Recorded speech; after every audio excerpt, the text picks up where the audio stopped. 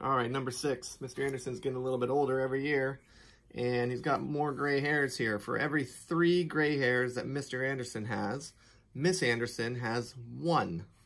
For every 3 gray hairs that Mr. Anderson has, Mrs. Anderson has 1. That is a ratio.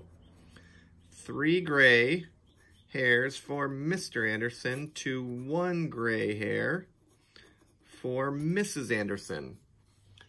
It says if Mr. Anderson has 45 gray hairs, how many fewer hairs does Mrs. Anderson have than Mr. Anderson? Ooh, this one's a little bit tricky.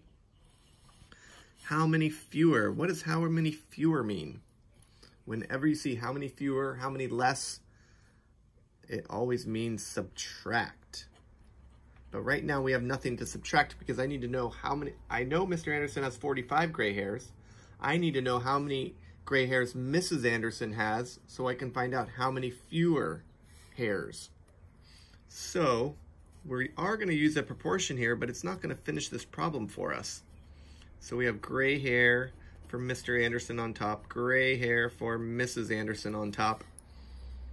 Mr. Anderson has 45 gray hairs, so that's going to go with gray hairs for Mr. Anderson. I'm going to cross multiply and divide to find out how many gray hairs Mrs. Anderson has.